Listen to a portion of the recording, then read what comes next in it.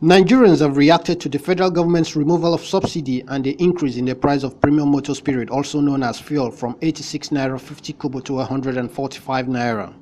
This is even as the Minister of State for Petroleum, Dr. Ibe Kachiku, defended the increment in pump price, saying it was the only way out of the exorbitant prices of 150 naira to 250 naira Nigerians were subjected to at many filling stations across the country. But in a swift reaction, Nigerians, while expressing frustration over the increment, described the move as ill-timed. Some people have been clamoring for it. So the government has only tried to accept what people have been saying. But the problem is that it is coming at the wrong time. The budget has just been signed into law. We have not seen the effect of the budget. The fare itself is not available. Now you are increasing the price. They will have made sure that the fare is available to begin to increase. For instance, myself, I've been on the queue now since around 12 o'clock. This is 2 minutes to 4. That means I've been here for 4 hours and I've not yet gotten to the filling station. So the thing should be available, not that the price has been increased and the material is not yet there. So these are the two problems I see to it. Take this type of drastic action. They should really do serious consultation. You know, the decision is so sudden that everybody is scattered. Nobody expects this. You can imagine the sufferings of the people. I have been in the queue since 7 a.m. and this is already after 4. So I don't need to tell you anything before you know how people are seriously disappointed in this issue. I wanted to buy fuel yesterday, not knowing that anything will happen. I just decided, okay, let me queue tomorrow. Only to go to my house, and I now turned on my television, I saw a breaking news. Fuel price has been increased to 145 naira per litre. It is bad. But for this man, there was no right time than now. Well, I believe it is the removal of the subsidy. And it has been my prayer for them to remove that subsidy because a lot of cabals are using it as an opportunity to reap this country. So I'm very happy for the removal of subsidy. No matter the pain for now, if Nigerians can exercise a little patience, I make some adjustments. Very soon, I believe it will be better off. I don't think there's any time that will ever be right. President Goodluck Jonathan intended doing this, but the pressures from here, and he stopped it. He went back to the status quo. But I want this government to stand to their foot. Meanwhile, the Nigerian Labour Congress has faulted the increment in the price of petrol by the government, describing it as an act of insensitivity and impunity. Awesome Raffle, Ben Television.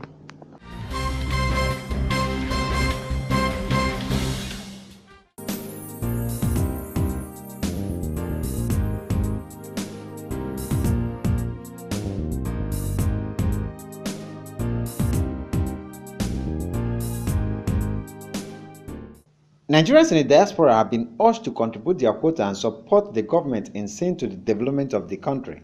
Permanent Secretary, Political Affairs Office of the Secretary to the Government of the Federation, Ambassador Olukunle Bambose, made the call in Abuja during an interview with Ben Television. Ambassador Olukunle stressed the need for the diasporans to partner with federal government to help make Nigeria an attractive place where investors can come in to invest in the country. We're tired of the situation where Nigerians will be outside the country, they have the capacity, they have everything to make a change. But rather the roads are not good. I can't come home because there's no power. I can't come home because the roads are not good. I can't come home because they have Boko Haram. I can't come home because, so if you have that in mind, then you won't do anything. But you want them to come to Nigeria and partner with government and see how Nigeria can evolve and see how Nigeria can really develop. That's what you want. And I hope they will really partner. But in terms of providing logistics for them to be very effective, of course, government will be willing to do that. So that much government is willing to do, to provide logistics for them, make sure when they are in the country they are safe. And if they are bringing in things, for instance, if they are bringing in used items for the IDP, we'll make sure government will make sure that some of these things, if possible, will be imported. Will be brought in without them paying duties, if possible. Yeah. So these are some of the things. But we want them to contribute. We want the people of Nigeria to feel them in terms of the tangibles they can provide for the country.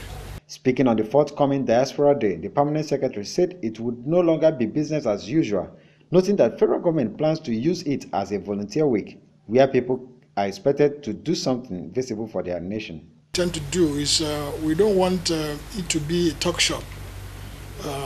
This time around, maybe we'll have 1 or 2 speeches. and then we will have tables.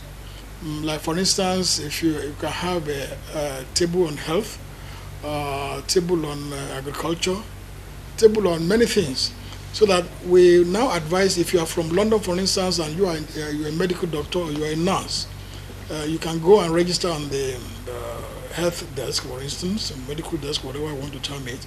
Register, give us your details, so that we can, and then you make a commitment.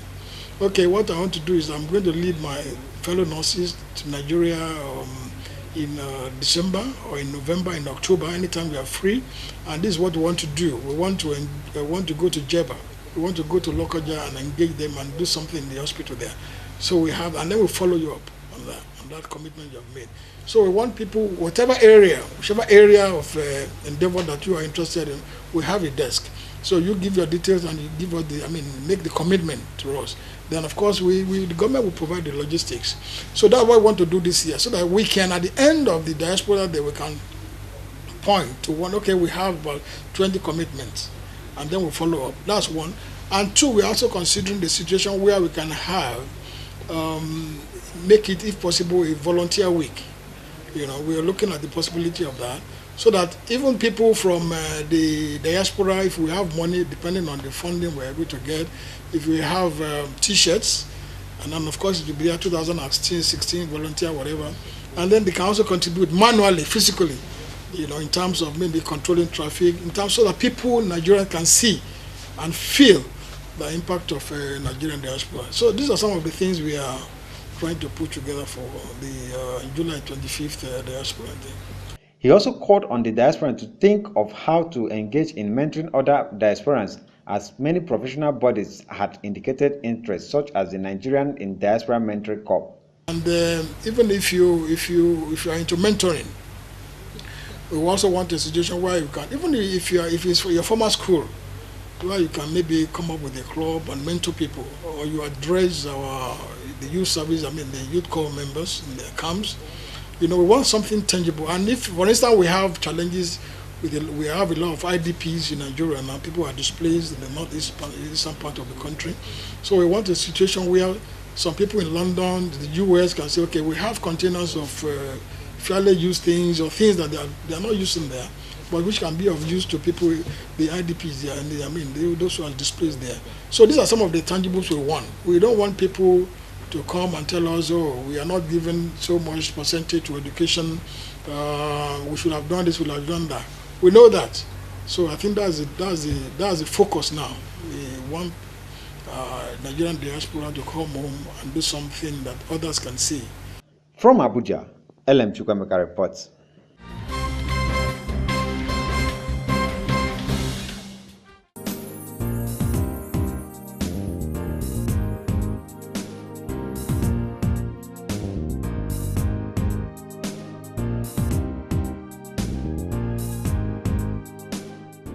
Crisis has hit the relative peace in the health sector as the National Association of Resident Doctors embarked on a warning strike. The association directed its members across public hospitals in the country to suspend services. The president of the association, Dr. Mohammed Askira, who briefed journalists after the association's extraordinary National Executive Council meeting in Abuja, said it was embarking on a 5-day strike to pressurize government to meet its demands. He said government failed to meet the demands of their practitioners even after recent assurances from President Muhammadu Buhari with the leadership of the Nigerian Medical Association, and assured the doctors of prompt attention to their grievances. We have resolved a 5-day nationwide warning strike will be embarked upon commencing from Wednesday 11th of May 2016 by 8 a.m. for work to resume on Monday, 16th of May 2016 by 8 a.m. prompt. And that we have resolved NAT will review the situation at our ordinary general meeting that is going to hold and take place on 30th of May 2016 in Jos. This decision we have taken so as to press home our demands for implementation on one hand, and also to enable the government to have enough time to expedite action in areas that are yet not adequately addressed. Dr. Askira also blamed the recurrent crisis in the health sector on non-medical practitioners and argued that many non-doctors who had wanted to become doctors failed university admission tests set by the Joint Admission and Matriculation Board and eventually accepted to study other health-related programs adjudged by the public to be lower in value than medicine, stressing that when such people graduate and find themselves in the working environment with doctors, they aspire to lord themselves over doctors. Osam Raffle, Ben Television.